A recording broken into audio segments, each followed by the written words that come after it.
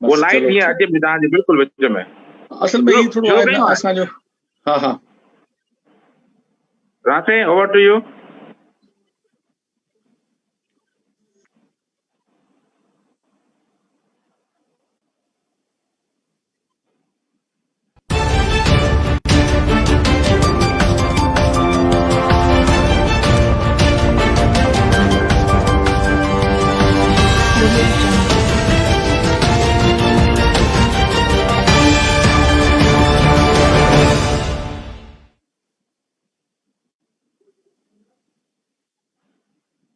बिस्मिल्लाहिर्रहमानिर्रहीम, अस्सलाम वालेकुम। नाज़रीन, programme academic view with doctor Soomro के साथ मैं हूं आपका मेजबान डॉक्टर तारिक रहीम सुमरो। नाज़रीन, प्रोग्राम का मकसद तालीम और तरबियत के मामला पर मेहमानों से बहस करके आप तक उनका तजिया पहुंचाना है। आज के प्रोग्राम का टॉपिक रखा है हमने सिविक सेंस।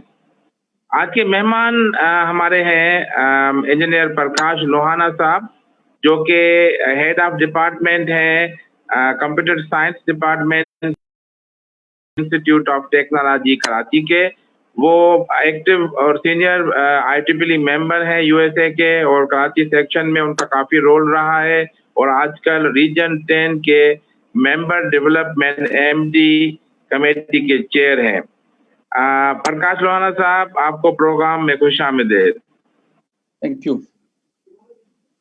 प्रकाश साहब, हमारे प्रोग्राम का फॉर्मेट ये है कि हम पहले 5-7 मिनट हम आपका इंट्रोडक्शन लेना चाहेंगे कि आप कहाँ पैदा हुए, आपने तालीम कहाँ से हासिल की और यहाँ तक कैसे पहुँचे। Over to you. बहुत शुक्रिया डॉक्टर तारिक साहब। मैं बहुत ही शुक्रगुजार हूँ कि आपने मुझे आज मौका दिया है, और बहुत ही इम्पोर्टेंट टॉपिक है जिस पे बात करनी है। मैं टॉपिक्स पे जाने से पहले अपने बारे में बता दूं।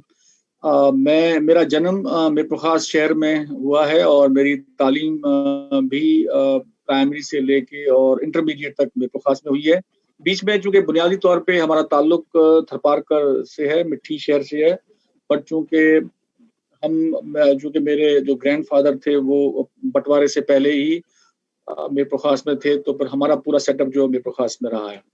मैं उसके बाद इंजीनियरिंग की तालीम के लिए मेहरान यूनिवर्सिटी में चला गया था। उसके बाद मैंने 5 साल वहाँ रहे। उसके बाद देन नौकरी और जरिया माश की तलाश में बंदा रहता है, तो उस सिलसिले में मुझे पाकिस्तान की जो सबसे बड़ी इंजीनियरिंग कंपनी है, नेशनल इंजीनियरिंग सर्विसेज पाकिस्तान, जिसको नेस्पा कहते हैं अमूमन, उसमें मुझे एज ए जॉब मिली इलेक्ट्रिकल इंजीनियरिंग की। और उस वक्त वर्ल्ड बैंक के प्रोजेक्ट्स चल रहे थे, हाई वोल्टेज ट्रांसमिशन लाइन के 500 kV ट्रांसमिशन लाइन के प्रोजेक्ट्स थे, और उस पर काम किया। पहला मेरा प्रोजेक्ट तो था वो जामशोरो से गुड्डू तक का था, दरिया के राइट बैंक पे था। उसके बाद फिर मेरा ट्रांसफर हुआ जामशोरो, हब जामशोरो प्रोजेक्ट्स की 2 लाइनें थी 500 kV की, उसको हमने कंप्लीट किया। उसको कंप्लीट करने के बाद फिर मैं गया जामशोरो से रहीम यार खान लेफ्ट बैंक पे था वो प्रोजेक्ट। बस प्रोजेक्ट के दरमियान में फंड्स वो खत्म हो गए थे उस वक्त। तो जमाने में पाकिस्तान ने एटॉमिक एक्सप्लोजन किए थे, तो उसकी वजह से सब चीज़ें रुक गई थी। और फिर मैंने उस दरमियान में इस मौके का फ़ायदा उठाया, बजाय बैठे रहने के, बजाय सिर्फ सैलरी लेता रहता, बेहतर समझा कि कुछ किया जाए। तो फिर मैं बाहर चला गया, और अमेरिका में मैं चला गया, यूनिवर्सिटी में मैंने मास्टर्स किया, और फिर वापस आया। और उसके बाद आके एकेडमिक्स में, चूँकि काफ़ी मेरे दोस्त थे, और शुरू में मेरा एक बहुत शौक था जब मैं BE करके निकला था। अनफॉर्चुनेटली उस वक्त मुझे एकेडमिक्स में नहीं जा सका, बट अब मुझे एक चांस मिल गया, तो मैंने कहा दिस इज गुड, तो एकेडमिक्स में आ गया। और इस तरीके से वहाँ मैं कराची इंस्टीट्यूट ऑफ कॉलेज में मैंने स्टार्ट किया, और 3 साल वहाँ करने के बाद फिर मैंने उस्मान इंस्टीट्यूट ऑफ टेक्नोलॉजी में मैंने ज्वाइन किया as a head of department and associate professor.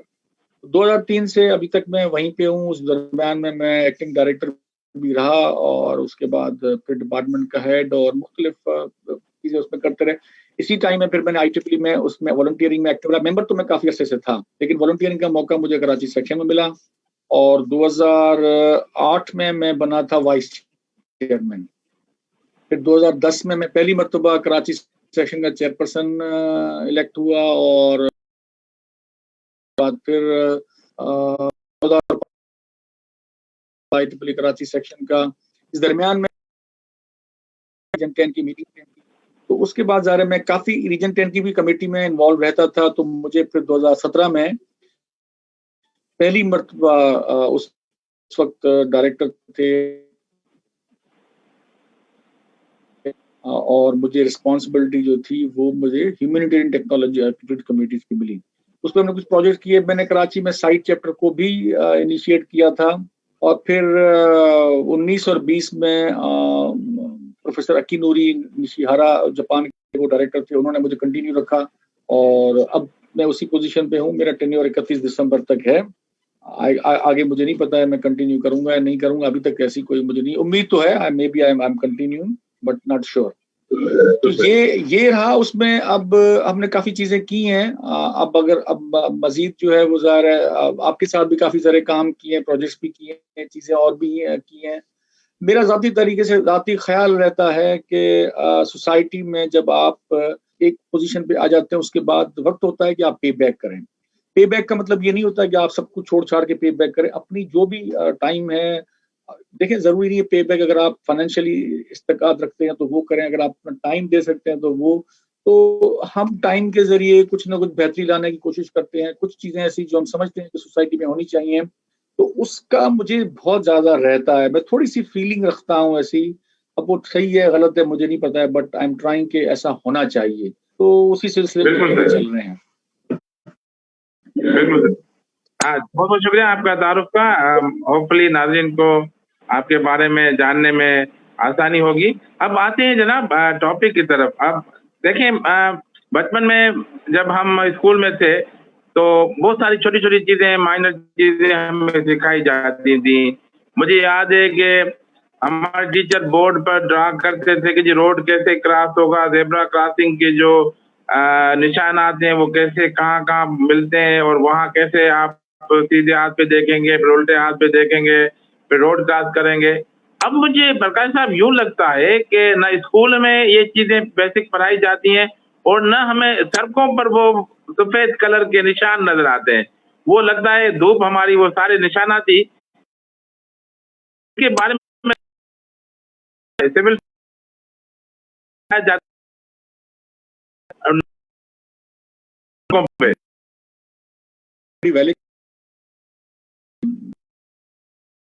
पे सेंस शायद अब मुझे शक है कि सिविल भी एक लोगों को शायद पता भी नहीं होगा कि ये भी कोई कॉन्सेप्ट हो सकता है।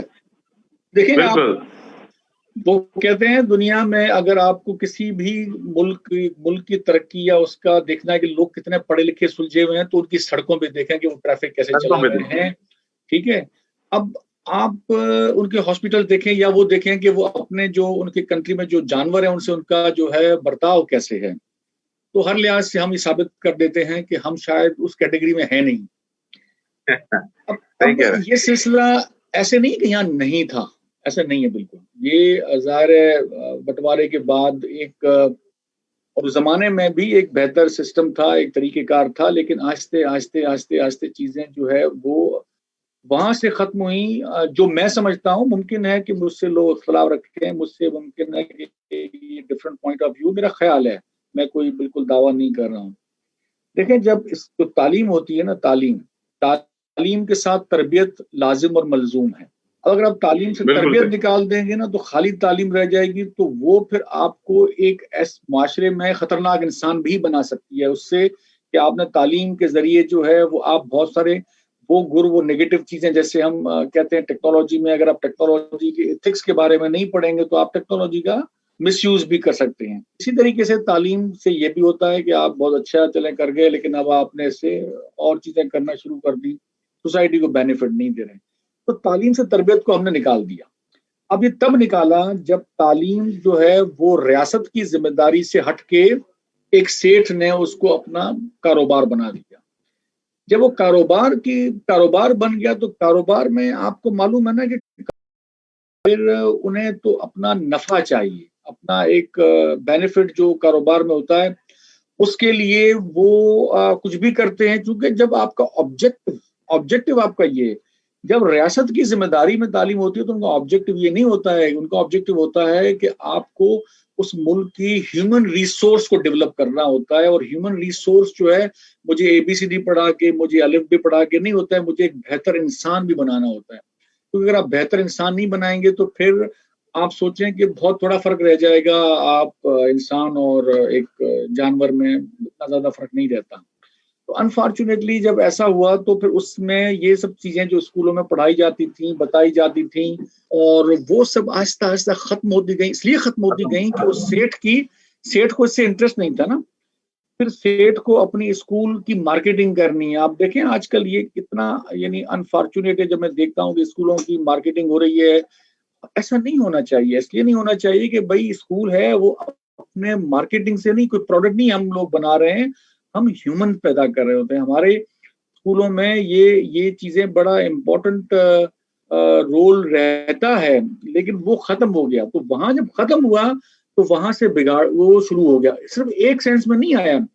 यानी आप ये देखें कि बच्चे को बैठने की तमीज नहीं आती है, बच्चे को बोलने की तक तमीज नहीं आती है कि बात करनी कैसे है, बात लिखनी कैसे है। आप भी इस बात का मुशाहिदा कर चुके हैं कि जो उस जमाने के बच्चे अब जब आ गए हैं, तो इसमें मुझे बहुत इससे अजीब सा लगता है। और मुझे याद है कि एक दफा, आपको भी याद है कि IEEE के प्लेटफॉर्म पे बैठ के हमने लिखा कैसे जाए इसके ऊपर एक हमने सेमिनार किया। जी बिल्कुल बिल्कुल बिल्कुल। वो आप उसके गवाह हैं, और शायद आप ही के इंस्टीट्यूशन में हुआ था।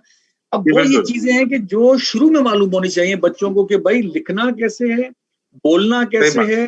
ठीक है, अगर आप बोलने के भी आदाब नहीं बताएंगे तो उसके कई मतलब हो सकते हैं। बहुत एक बुरे तरीके से बात करना, अच्छा आपको लगता है कि आपने तो भाई अपनी बात कर दी, मैंने तो बता दिया, बट उसका इम्पैक्ट क्या है, ये आप नहीं समझ रहे हैं। इसलिए नहीं समझ रहे हैं कि आपको बताया ही नहीं गया है कि इसको कैसे बोलना है, कि जी आप तरीके से बात करें। तो ये वो सारी चीजें हैं जो स्कूलों से खत्म हो गई। मैं खुद, क्योंकि मेरे बच्चे पढ़ते थे, जब मैं जाता था स्कूल में, तो मुझे बाज औकात बहुत ही हैरान होता था कि ये क्या मतलब ये। और अक्सर डिस्कशन होती थी, बहस होती थी उनके प्रिंसिपल से कि जी क्या करें, हमारे पास टीचर ऐसे हैं। मेरा मानना ये है कि टीचर ऐसे हैं, ये गलत होता है। आप देखें, दूसरा चीज जो मैं इसमें कहूंगा ना, कि हम लोग सिस्टम ओरिएंटेड नहीं है, हम लोग पर्सन ओरिएंटेड हो गए हैं। एक लोग आएंगे तो ये होगा भाई, एक अच्छा अगर हमें बंदा मिल गया तो हम कहते हैं कि अब सब कुछ उसने करना है। भाई उसने तो एक टाइम तक रहना है, उसने चले जाना है, एक नेचुरल प्रोसेस है। या वो जॉब छोड़ देगा, या उसकी उम्र से जाएगी, या खुदा ना खास्ता वो दुनिया से भी जा सकता है। तो ये सब चीजें पॉसिबल है ना। इसका मतलब ये तो नहीं हुआ कि अब हम बैठ जाएंगे जी वो तो इंसान चला गया, अब तो कुछ नहीं हो सकता है। तो सबसे जो इम्पोर्टेंट चीज होती है, इसलिए दुनिया में वो देश, वो कंट्रीज तरक्की करती हैं जिनके इदारे, जिनके इंस्टीट्यूशंस मजबूत हैं। जहां पर भी बिल्कुल इंस्टीट्यूशंस को जब तक आप स्ट्रॉन्ग नहीं करेंगे, उसमें लोग उसके अंदर ठीक होते जाएंगे। अगर लोग उसमें थोड़े कमजोर होंगे, लेकिन इदारा और उसके इदारे के तो जो साथ साथ सिस्टम ठीक से होगा। आपका जो बनाया हुआ है वो बेहतर है। उसमें अगर आपने रखा हुआ है कि देखिए बच्चा आएगा, इस क्लास में आएगा, उसको ये पढ़ना है, उसके बाद ये टाइम ये ट्रेनिंग होगी, ये ट्रेनिंग, इसके बगैर वो आगे नहीं जा सकता है।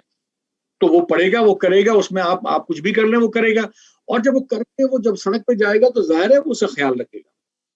एक चीज बिल्कुल जाके, सही। अब सिविक सेंस में आते हैं कि जी आप सड़क पे देखते हैं, एक उसमें नंबर एक चीज ये है कि आप जब हम गाड़ी चलाते हैं तो गाड़ी सिर्फ हम बच्चे को सिखाते हैं कि जी स्टीयरिंग पकड़ लो। और ये अब उसमें ये तो पहला मरहला है ना। दूसरा मरहला साथ साथ होता है कि रोड सेंस कहते हैं। एक कहते हैं रोड सेंस, ये नहीं है कि अब मैं, मुझे गाड़ी पे स्टीयरिंग पे तो कमांड आ गई, मुझे रोड सेंस नहीं आया, मुझे पता ही नहीं है मुझे लेफ्ट राइट कब मोड़ना है, कब नहीं मोड़ना है। अच्छा, फिर उसके बाद ये भी होता है कि मैं जब जा रहा हूं तो एक सड़क में दूसरी शामिल हो रही है, तो राइट पहले किसका है। अब इससे चीज इंटरप्रेट आप करें, इसने क्या पैदा किया कि मैं जब रोड पे किसी का राइट नहीं दे रहा हूं, मैं इंक्रोच कर रहा हूं। अब ये इंक्रोचमेंट की हमारी जो साइकी है में शामिल हो गई है। आप देखें, अगर मैंने को कि रोड सेंस से फिर आस्ते आस्ते कि मैंने लाइफ में भी इंक्रोच नहीं करना है, मैंने लाइफ में भी जिसको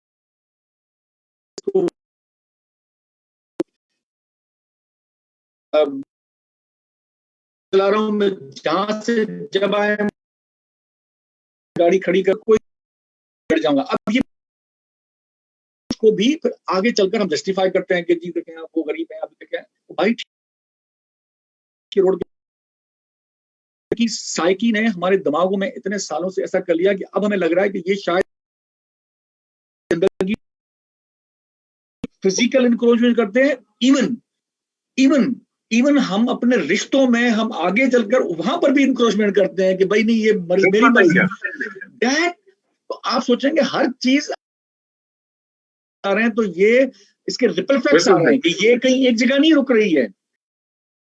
बुनियादी चीज यूनिवर्सिटीज में, अच्छा अब यूनिवर्सिटीज में क्या हो रहा है, यूनिवर्सिटीज में मुझे याद है जब हम इत्तेफाक था कि प्राइवेट हायर एजुकेशन नहीं होती थी, जो थी वो पब्लिक सेक्टर में। अच्छा पब्लिक सेक्टर में ये कभी नहीं आता था कि अब ये जो बच्चे हैं इनके पेरेंट्स को आगे हमें खुश करना है या इसकी ये नहीं आएगा तो फीस नहीं मिलेगी, वो उसके अपने थोड़े बहुत पब्लिक सेक्टर के प्रॉब्लम जरूर थे, लेकिन ये बात क्लियर थी कि बच्चे को भी एहसास था जो आता था कि भाई जो मुझे करना है पढ़ के यहाँ से निकलना, वरना ना तो यहाँ पे ये नहीं होगा कि अच्छा भाई शिकायत चली जाएगी कि आप बच्चे के साथ ये नहीं कर रहे हैं, फिर टीचर की नौकरी चली जाएगी, ऐसा वो था ही नहीं। तो हम जब आए तो हमने देखा अच्छा अब हमने जो कुछ करना था अपनी उस पर करना था, उसमें फिर हमने वहां पे क्या होता था कि कुछ ना कुछ चीजें हम अपने एंड पे करते थे, कुछ एक्स्ट्रा एक्टिविटी जो कि उस जमाने में इतनी ज्यादा नहीं थी। मैं मानता हूँ वो हालात ऐसे थे, मार्शल का दौर था, उसके अंदर इतना खुल के वो शायद चीजें नहीं हो रही थी, पर उसके बावजूद भी खेलना कूदना या आपस में एक मिलजुल के या कोई हम ऐसे इवेंट्स कर लेते थे। तो वो चीज चूंकि पब्लिक सेक्टर में होने से ये खौफ तो होता ही नहीं था कि अब यहाँ पे, अब आते हैं प्राइवेट सेक्टर में, उसका एक बेनिफिट भी है प्राइवेट सेक्टर का। मैं ये नहीं कह रहा हूँ कि मैं खुद भी प्राइवेट सेक्टर में जॉब करता हूँ, लेकिन समहाउ कहीं ना कहीं हम जाके कुछ ऐसा उसका आ जाता है कि समटाइम्स हम फील करते हैं कि अब ये एक दुकान बन गई है। मेरी हमेशा कोशिश रही है, प्राइवेट सेक्टर हो पब्लिक सेक्टर हो या आप कोई ये कोई जॉइंट हो, लेकिन होना ये चाहिए था। जैसे इसको ऐसे समझ लें कि अगर आप बीमार होते हैं तो आप डॉक्टर के पास इलाज के लिए जाते हैं, या आपका कोई केस होता है तो आप वकील के पास जाते हैं। तो आज तक मुझे बता दे कोई भी आदमी कि वो डॉक्टर को फीस देने के बाद अपनी मर्जी से कोई दवाई ले लेके यार ये कड़वी दवाई तो मुझे ना दे, मुझे मीठी दवाई दे दो, ये नहीं हो सकता। इसलिए कि डॉक्टर को वो एक्सपर्टीज है, उसे वो लाइसेंस है, उसे पता है कि भाई मुझे नहीं पता है तो मुझे ट्रस्ट करना है डॉक्टर के ऊपर। ठीक इसी तरीके से ये पेरेंट्स को भी चाहिए कि भाई आपको नहीं पता है ना, कि हमें पता है, हम यहाँ बैठे हुए हमें पता है कि इसको कैसे एजुकेट करना है, कैसे आप हमें कहेंगे जी नहीं इसके ये नंबर बढ़ाओ, यहाँ से इसको पास करो, ये करो, कैसे, वो टेम्पररी तौर पे तो आपको अपना अच्छा लगेगा माशरे में, ये आप कहेंगे कि देखिए मेरे बच्चे ने ये फाड़ा मार दिया, ये पास हो गया, इसने ग्रेड ले लिया, लेकिन एट दी एंड आप अपने बच्चे के साथ ही ज्यादती कर रहे हैं। बिल्कुल। अच्छा डॉक्टर यहाँ पर थोड़ा सा मैं अभी इसी जमीनी सवाल आपसे करूंगा। आपने दो चीजें बहुत ही उम्दा कही कि एक तो तालीम और तरबियत साथ होती थी, अब हम कमर्शियली तालीम तो दे रहे, तरबियत का भुगतान हो गया। अच्छा अब यहाँ पर ये सवाल पैदा होता है कि अगर हमारे पास तालीम है या नहीं है, हम जब बाहर के मुल्क में जाते हैं, हम अपने पड़ोस के मुल्क की बात करते हैं, यूनाइटेड अरब इमारात दुबई में लैंड करते हैं, हम पढ़े लिखे नहीं है, टैक्सी ड्राइवर के तौर पर जा रहे हैं, वहां तो हम पूरा का पूरा सिविक सेंस फॉलो करते हैं। क्यों फॉलो करते हैं कि अगर हम थोड़ी गलती करेंगे हम पर जो है वो पेनल्टी लग जाएगी। अच्छा हमारे यहाँ ये क्यों नहीं है? वही पढ़े लिखे लोग वहां जाएंगे तो अच्छा बिहेव करते हैं, वही अनपढ़ लोग भी वहां जाएंगे बाहर के मुल्क में अच्छा बिहेव करेंगे, लेकिन हमारे मुल्क में पढ़े लिखे अनपढ़ सब एक जैसे हो गए। तो इसके बारे में जो रूल ऑफ लॉ है, जो इम्प्लीमेंटेशन ऑफ द रूल्स है, वो भी तो मसला है। नहीं, गवर्नमेंट का क्या रोल है इसमें? डॉक्टर साहब देखिए इसमें दो चीजें हैं। एक है आपने अभी एग्जाम्पल दी मिडिल ईस्ट की, ठीक है। एक होता है ना कि आप मिसाल के तौर पे किसी ऐसी सोसाइटी में किसी ऐसी जगह पे एक डंडा लेके तो आप सबको सीधा करें तो वो सारे सीधे हो जाएंगे, ठीक है। यानी आप यूं समझ लें कि अगर मेरे पास एक बहुत सारे काफी सारे ऐसे एनिमल्स हैं, मैं एक डंडा पकड़ के और अगर थोड़ा सा भी कोई अपनी लाइन से हटेगा तो मैं दो तीन उसको, तो क्या होता है कि वो आस्ते सारे लाइन में आ जाते हैं। अब क्या है, मैं तो वैसा का वैसा ही हूँ, मुझे उस डंडे के खौफ ने, उस पनिशमेंट के खौफ ने मजबूर किया। एक तो तरीका ये हो गया जो हो रहा है।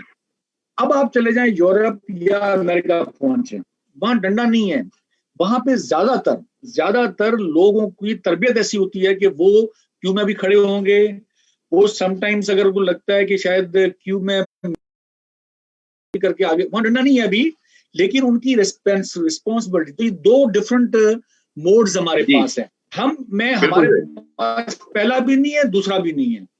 तो हम मादर पितर आजाद हैं, ठीक है। हमें जो है, जब हम सड़कों पे रहते हैं, जब हम क्यू में भी देखते हैं, अक्सर लोग, मैं देखता हूँ कि वो थोड़े बहुत कोई किस्म का बंदा जो जरा हैवी आ जाता है, उसमें फिर क्या होता है, अक्सर झगड़े शुरू हो जाते हैं, लोग बाज झगड़े होते हैं, बाज लोग तो कहते हैं भाड़ चलो यार करने दो उसको, छोड़ दो इसको।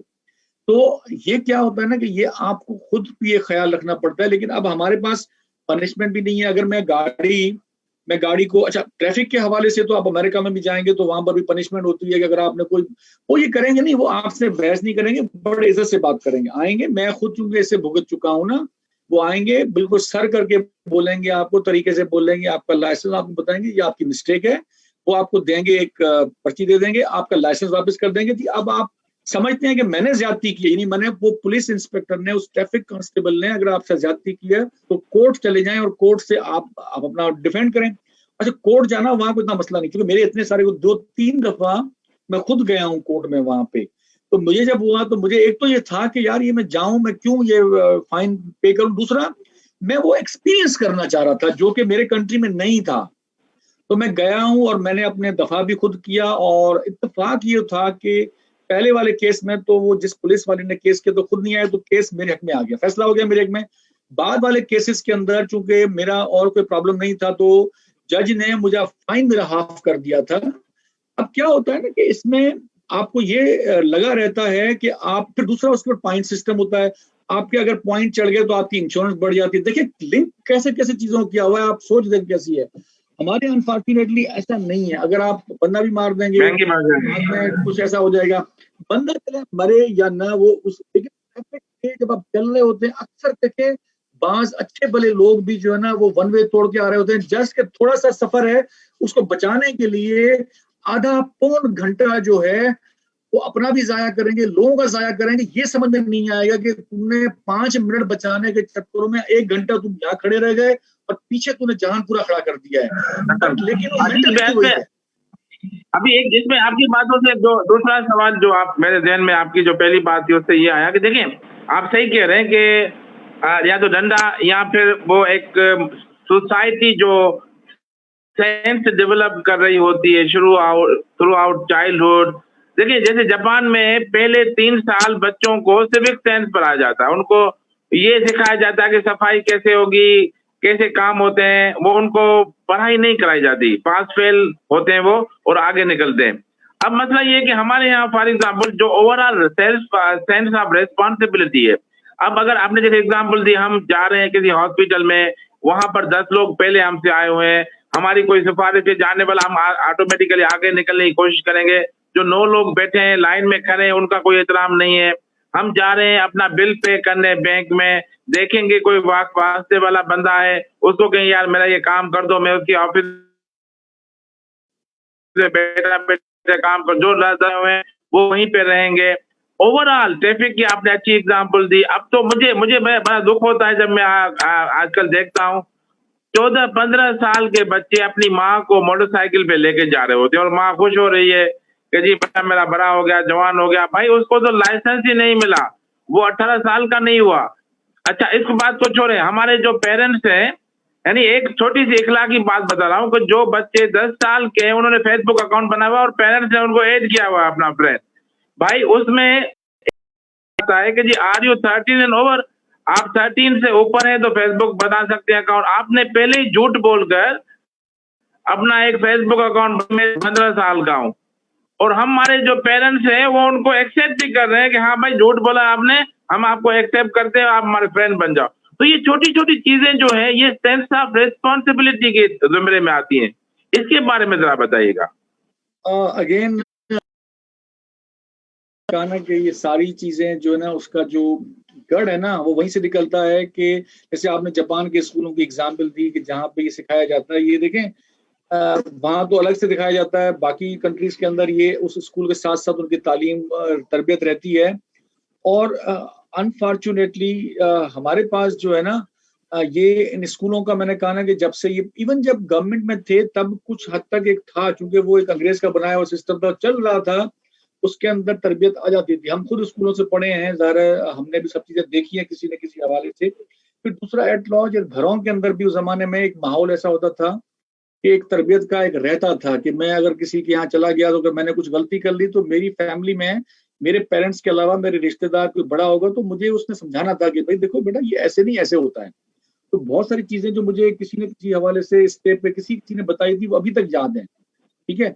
अब अगर आप कोई चीज कहीं बताई जाती है तो एकदम बुरा मान जाते हैं, वो पेरेंट्स कहते हैं कि आप हमारे बच्चे को डांट रहे हैं, आपने यूं कर दिया ऐसे कर दिया, तो एक किस्म का अंदर से भी ना हम लोग उसमें अब वो पेरेंट्स भी, अब जो पेरेंट्स हैं वो भी इन्हीं स्कूलों से तकरीबन पढ़े लिखे निकले हैं। दूसरा जो आपने बात की कि जो जो जो जो जो यानी जो जो डिफरेंट रवैये होते हैं हमारे जो सच और झूठ बोलने के, वो देखें वो तो अब अनफॉर्चुनेटली एक पूरा आप ये सिर्फ ऊपर से हमारी जो जो गवर्नमेंट होती है ना, जो जो पॉलिटिकल पार्टीज होती हैं जिन्होंने गवर्नमेंट फॉर्म करनी होती है, वो रोल मॉडल होते हैं। आपको कहीं नजर आता है कि वो रोल मॉडल हैं कहीं वो चीज, और फिर वो एक्सपेक्ट आप करें नीचे से बैठ के कि जी हम तो जो है वो ऊपर से झूठ बोलेंगे अब बाकी नीचे सच बोलें, ऐसा होगा नहीं।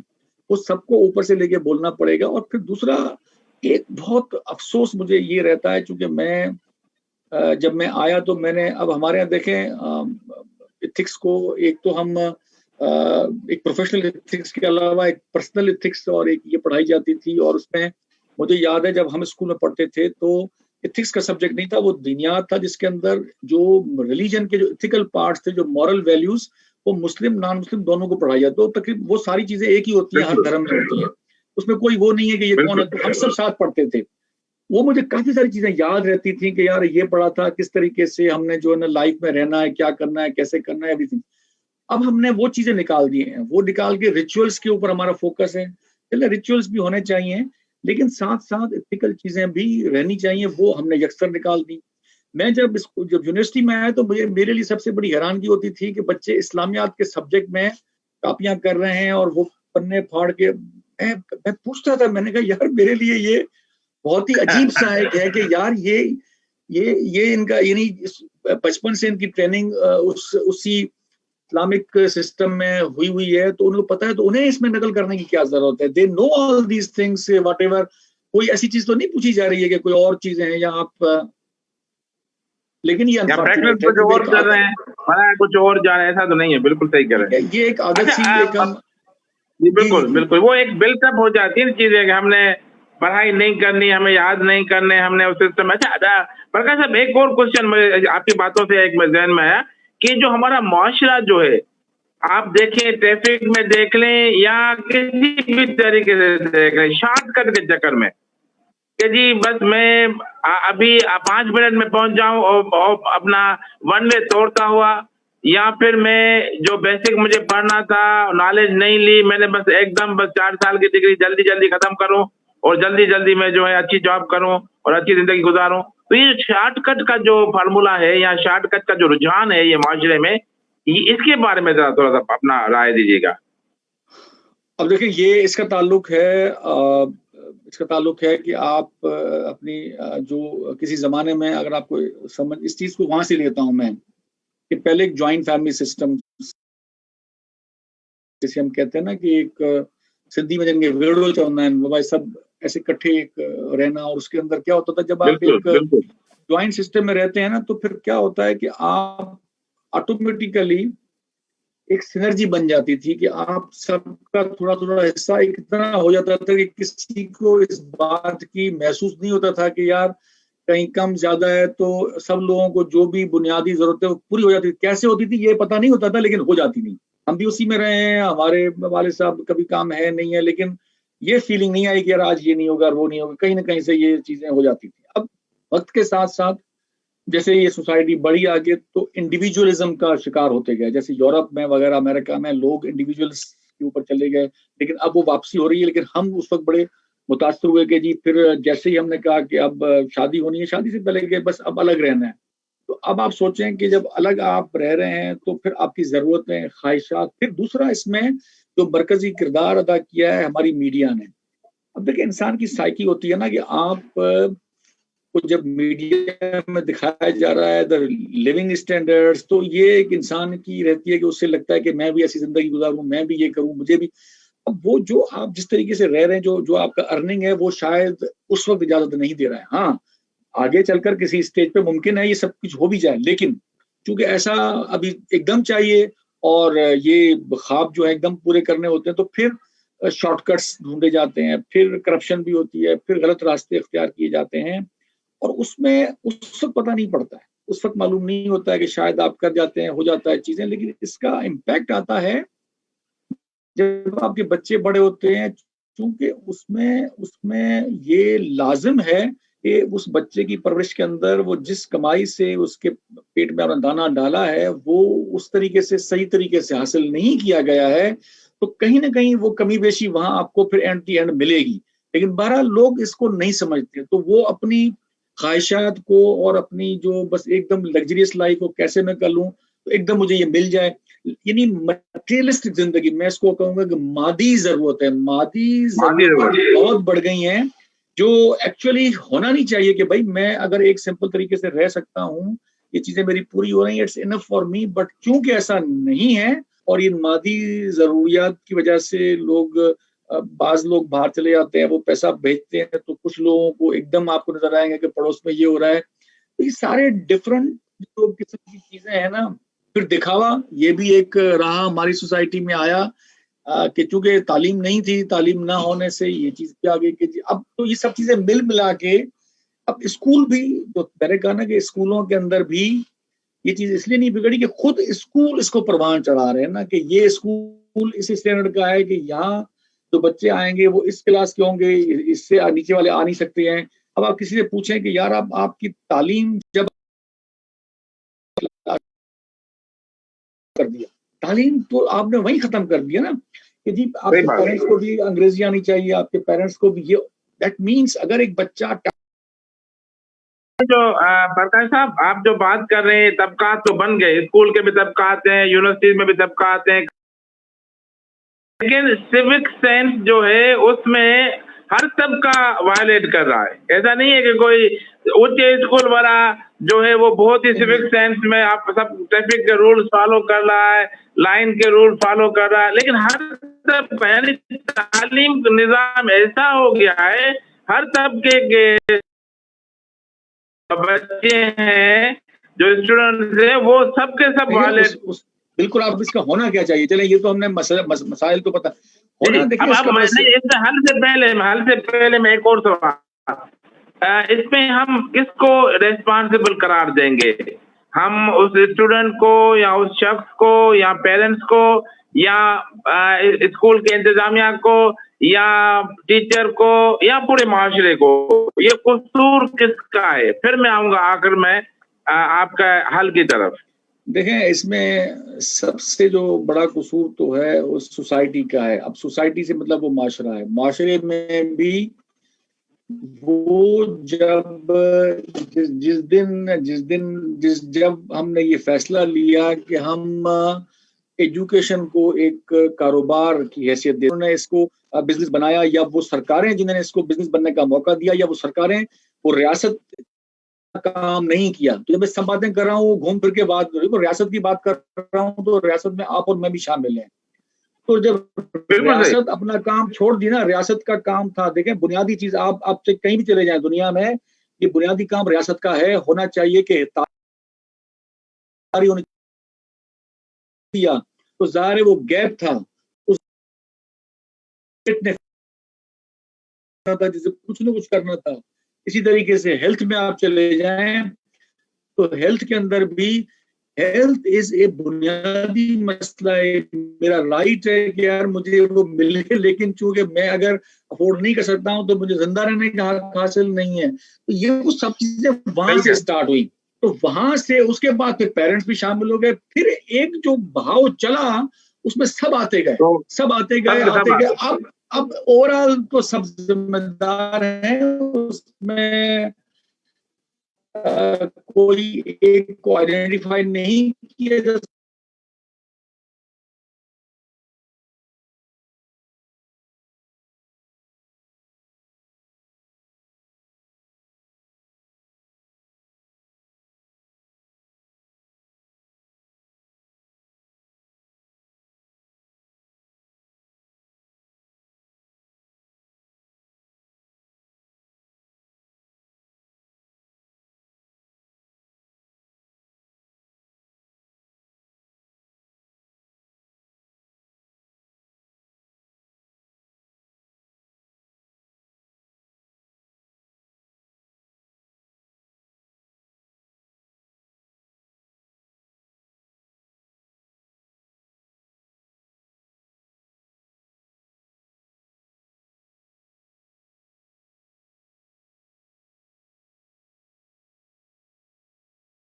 क्लियर हूँ कि ठीक है। ये अच्छा, अब प्रोग्राम के आखिरी हिस्से में, प्रोग्राम के आखिरी, क्या आपके ख्याल में सॉल्यूशन क्या होना चाहिए, और आप आखिर में कोई पैगाम देना चाहें, हम किस तरह अपने आप को सही रास्ते पे चलाएं कि हम हमारे जो सिविक सेंस है, दूसरे, हम एक दूसरे के लिए जिए, एक दूसरे की खातिर जिए, प्लीज। देखिए, इसमें एक बात तो बिल्कुल क्लियर है कि अब जो यहाँ तक चीजें हम पहुंच गए, कि मैं ये नहीं कहूंगा कि सारे स्कूल जितने बंद कर रहे, अब उस ये ओवरऑल रिस्पॉन्सिबिलिटी है उसमें। अब जो रियासत का रोल क्या होना चाहिए, तरफ से क्लियर गाइडलाइंस जाने चाहिए कि भाई आपने ये स्कूल में यहाँ तक का जो दर्जे है उसकी तालीम में ये चीजें लाजमन होंगी, ये लाजमन होंगी। उसका टाइम टू टाइम मॉनिटरिंग, जैसे हमारे पास इंजीनियरिंग काउंसिल वाले आ जाते हैं कि जी डंडा लेके आ जाते हैं, तो भाई डंडा आप नीचे भी तो देना, कि वहां से भी तो डंडा आना चाहिए कि भाई आप सिर्फ अच्छे इंजीनियर नहीं बनाए, अच्छे इंसान भी। बुनियाद एक तो उसके अंदर कोई स्कूल के जो डिपार्टमेंट्स हैं, सिस्टम्स हैं, उसके अंदर ऑनेस्टली, क्योंकि उसके अंदर सिर्फ किसी और का बच्चा नहीं हो रहा, उस बंदे, उस मिनिस्टर का बच्चा भी वहीं पढ़ रहा है, उस एजुकेशन ऑफिसर का बच्चा भी वहीं पढ़ रहा है, सबका बच्चा वहां पढ़ रहा है। तो जब आप एक सोसाइटी के अंदर बेहतरी लाएंगे तो उसका जो इम्पैक्ट है वो ओवरऑल आएगा। वो किसी, मुझे नहीं कि मेरे को अच्छा लगेगा आपको नहीं लगेगा, इस सबके लिए होगा। तो एक तो वो जहन वहां से बदलना होगा और उसमें रखना होगा, लाजिम करना होगा। दूसरा, जब स्कूल में बच्चा आ जाए तो फिर स्कूल की जिम्मेदारी फुल फ्लेज उसकी तरबियत की होनी चाहिए। यूनिवर्सिटी में जब बच्चा चला जाता है तो फिर वो यूनिवर्सिटी उसकी रिस्पॉन्सिबिलिटी होती है कि उसके अंदर फिर ये इसके अंदर रहना दूसरा जो चीज बात बड़ी इंपॉर्टेंट मैं करना चाह रहा था, सोसाइटी से इस खौफ को निकालना होगा, उसकी नेगेटिविटी निकालना होगा कि फेल होना खुदा ना खास्ता कोई ऐसी चीज हो गई है कि अब बच्चा जो है दुनिया में कुछ नहीं कर पाएगा। इसको बहैसियत माशरा एक्सेप्ट करना होगा कि फेल हो गया, कोई बात नहीं, ठीक है बेटा तुम अगले ट्राई कर लेना। ये जब तक, चूंकि फेल होने के खौफ की वजह से हम फिर बच्चे को भी खुद भी गलत तरीके, ठीक है अगर वो बच्चा 1 साल नहीं कर पाया है तो उसका कतई मतलब ये नहीं है। आप दुनिया में देखें जितने भी बड़े बड़े लोग हैं उसमें आपको 19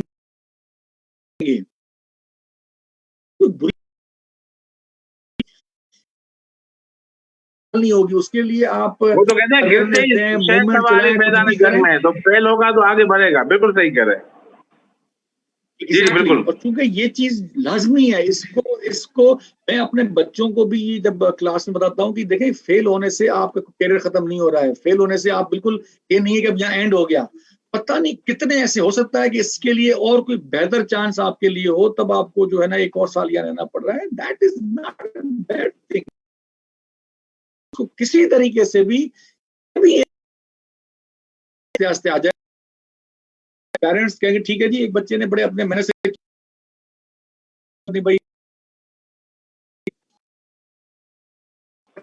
एक्स्ट्रा, और ये होता है कि सब बराबर भी है, उसने शायद किसी वजह से अपना टाइम पूरा नहीं दिया उस चीज को सीखने में, एक उससे क्या होगा कि वो दूसरा रास्ता बंद हो जाएगा, तो थोड़ा बहुत शायद बेहतरी उसमें से आ जाए। और स्कूल कॉलेजेस के अंदर ये लाजमी बनाना होगा। जैसे मुझे याद है यूनिवर्सिटीज में जब ये मोटरवेज वगैरह बनी थी उस वक्त मोटरवे पुलिस के काफी सारे सेशन हमारे बच्चों के साथ हुए थे। इस तरीके से नैब जब इदारा बना था तो करप्शन को रोकने के लिए स्कूल यूनिवर्सिटीज में सेशन हुए थे। ऐसे होने चाहिए, ऐसे ये मुतवातर होने चाहिए उनको आना, क्योंकि स्कूल कॉलेज इसको लिंक करना है सोसाइटी के साथ, बिल्कुल एक ऐसा एक रखना है ताकि ये जुड़े रहें आपस में। और अगर इवन मैं यहाँ तक कहूंगा कि जो जिस मोहल्ले में कोई स्कूल कॉलेज है तो उसका जो मोहल्ले के लोग उसका एक उसमें कोई ऐसा बोर्ड बने, कोई ऐसे हो कि सबके साथ शामिल हो, ताकि एक पूरा साथ लेके साथ चले, ना कि कोई आइसोलेशन में चीज कोई दुकान खुली हुई बनी है कि चलो चीजें ले रहे हैं बेच रहे हैं, ले रहे हैं बेच रहे हैं, ऐसा नहीं है, क्योंकि सबकी जिम्मेदारी है, किसी एक की नहीं हो सकती है। तो मेरा ख्याल है कि इसको बहुत बहुत शुक्रिया। आप जो कह रहे हैं कि जी हमारे जो इंस्टीट्यूट्स हैं, स्कूल कॉलेजेस यूनिवर्सिटी, ऐसे इदारे बने जहां पर बच्चे आए और तालीम के साथ तरबियत लेकर माशरे में दाखिल हो और माशरे का जो है सही उनकी माशरे की खिदमत करें और असली और सही फर्द बनकर माशरे को दिखाएं। बिल्कुल। प्रकाश लोहाना साहब, आपका बहुत बहुत शुक्रिया, आपने वक्त दिया और आपने अपने ख्यालात का इजहार Thank किया। you. Thank you very much. नाजरीन, प्रोग्राम को लाइक कीजिएगा, हमारा फेसबुक पेज लाइक कीजिएगा, हमारा यूट्यूब चैनल को सब्सक्राइब कीजिए, लाइक कीजिएगा। आप सबका बहुत बहुत शुक्रिया। अल्लाह हाफिज और Thank you. Nasir. Thank you sir.